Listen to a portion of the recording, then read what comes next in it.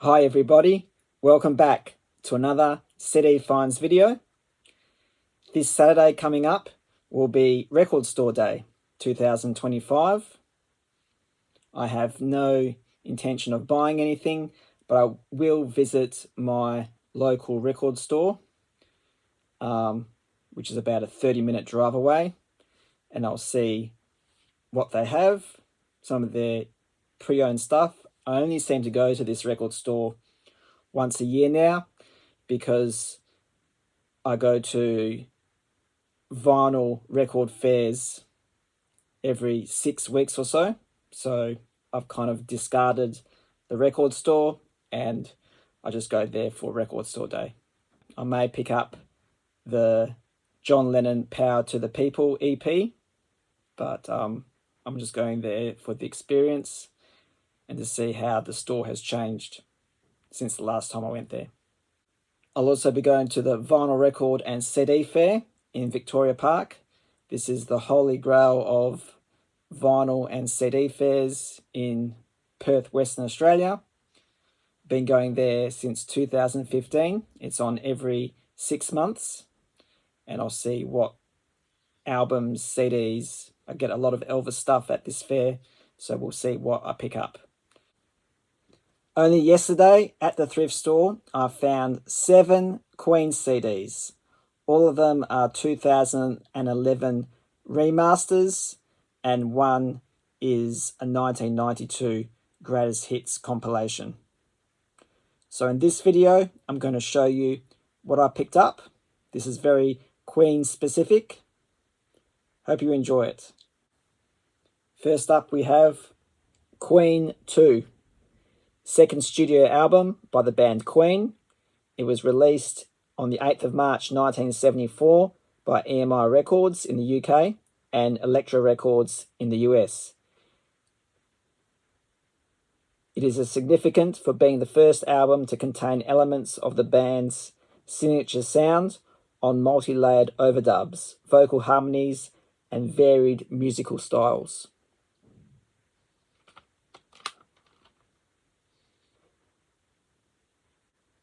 There's the CD, and there's the inside of the booklet with lyrics as well.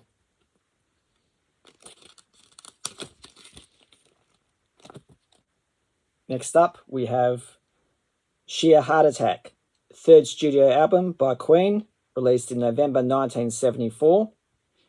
Digressing from the progressive themes featured on their first 2 albums, the album featured more pop-centric and conventional rock tracks, a step towards the classic Queen sound. It was produced by the band and Roy Thomas Baker.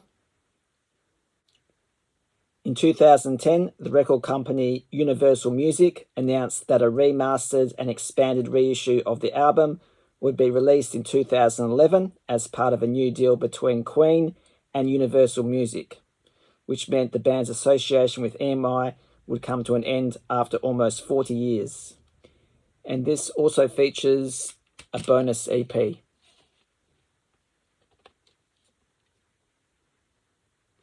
Contains all the lyrics, and here is the picture in the center of the booklet. The Game, 8th studio album by Queen, released in 1980.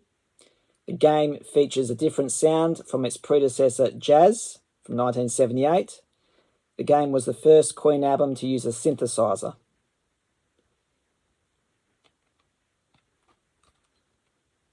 Again, part of the 2011 remastered series.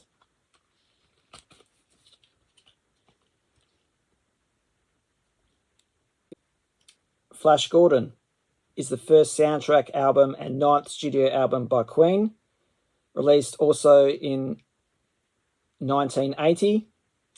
It is one of the 2 film soundtracks that they produced along with Highlander. It is the soundtrack to the science fiction film Flash Gordon and features lyrics on only 2 tracks. Flash's theme was the only single to be released from the album, titled Flash.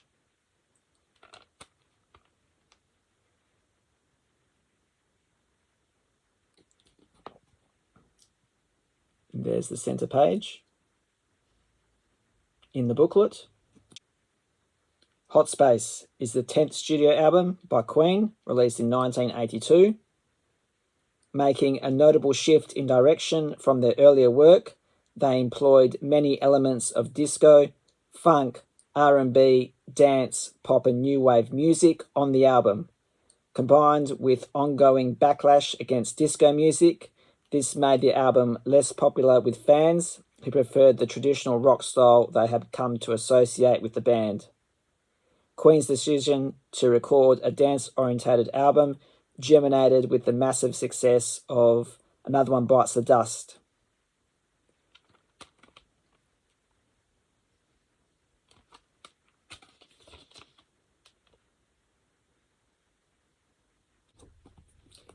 And here's the center page of the Hot Space booklet.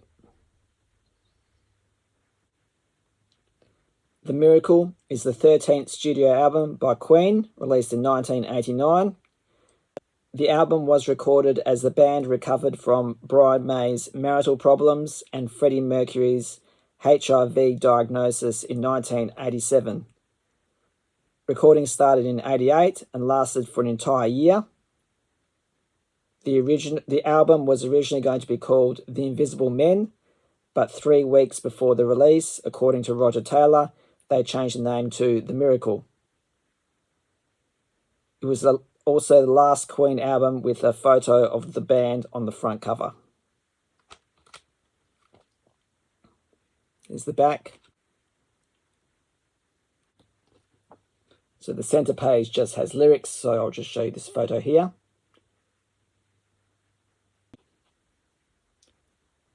Made in Heaven is the 15th and final studio album by the British rock band Queen, released in 1995 after the death of Freddie Mercury in 1991.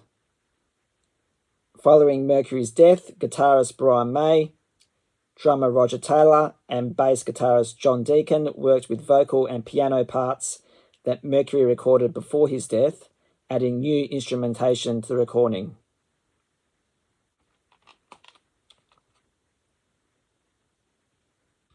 As you can see, it's in one of those super jewel cases, very sturdy jewel case. And there's the center of the inside of the booklet. Greatest Hits is a compilation album by the British rock band Queen, released in 1992.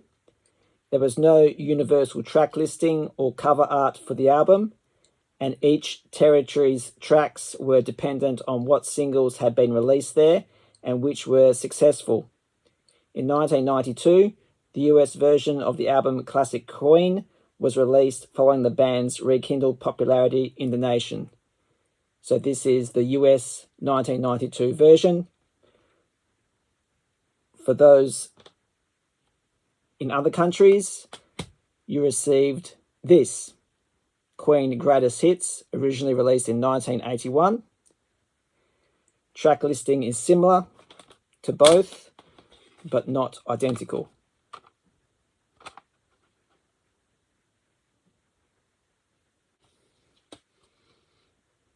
There's the inside. I'll try and get some footage at the Victoria Park Vinyl Record Fair next week. That wraps up this video. I do have a lot more CDs and about a dozen vinyl records to show you all. So make sure you hit the like button, send me a comment and subscribe. Thank you for watching.